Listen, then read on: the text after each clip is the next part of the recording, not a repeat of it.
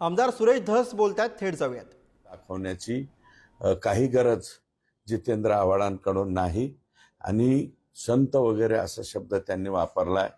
तर जितेंद्र आव्हाड साहेब ज्या चिमुकलीवरती बदलापूरमध्ये बलात्कार झाला, जी अतिशय दुर्दैवी घटना घडली, त्याचा आकाश शिंदे का काय तो अक्षय शिंदे आरोपी, त्याची वाहवा करणारे तुम्ही राष्ट्रीय संत असाल तर ती संतगिरी तुम्हालाच लखलाप.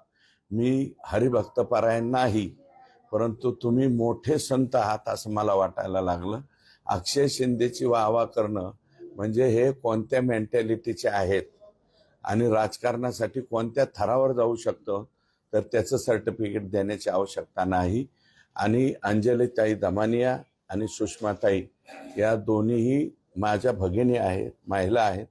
त्यांच्याबद्दल मी काहीही बोलणार नाही, त्यांचा मी नितांत आदर करतो.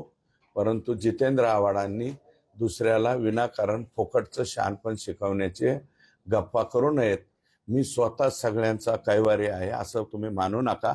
आणि माझ्या स्वतःच्या मतदारसंघातला दलित बांधव 95% माझ्याबरोबर आहे, हे कालच्या निवडणुकीत सुद्धा सिद्ध झालेलं आहे. मात्र सूर्यवंशी यांच्या ज्या आई आहेत त्यांनी देखील तुमच्यावरती आरोप करत असतात, त्यांच्या संदर्भात अशी घटना घडली असेल, त्यांनी असा विषय केला असता.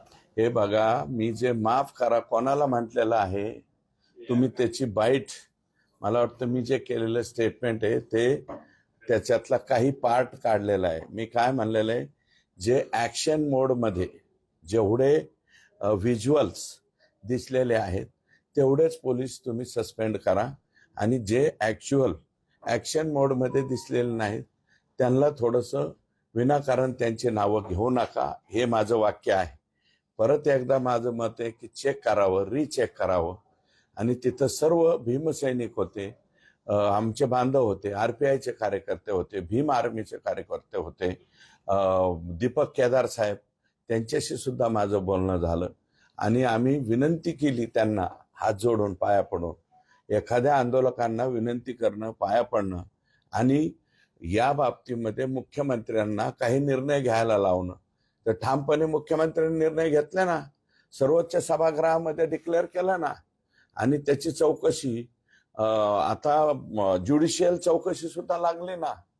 याच्यापेक्षा कोणतं पाहिजे? आणि एक ते पोलिसांच्या वरती FIRच्या बाबतीमध्ये बोलल्याच्या नंतर मी त्यांना म्हणलं की स्वतः पोलीस त्यांच्यावरती FIR करून घेत नाहीयेत, तर दलित बांधवांना, म्हणजे तिथले वाकोडे साहेबांचे चिरंजीव अक्षय ना, आकाश अक्षय असं त्यांचं नाव आहे, ते रवी सोनकांबळे, भीमराव हत्ती आंबिरे आणि तिथल्या महिला भगिनी, या सगळ्यांना मी विनंती एक केली की तुम्ही जर पोलीस त्याच्यामध्ये FIR करून घेत नसतील तर 156(3) कलम केंद्र सरकारने मोकळं ठेवलेलं आहे. आणि 156(3) मध्ये जर कुठे FIR घेतला नाही तर त्याच्यामध्ये, कारण त्याही घटनेला आता 2 महिने होत आले, 30 दिवसाच्या नंतर FIR होऊ शकते त्याच्या बाबतीत, तर 156(3)चा वापर करा, अशा प्रकारची विनंती केली. माझं स्टेटमेंट नीटनाटकं पाहिलं नाही.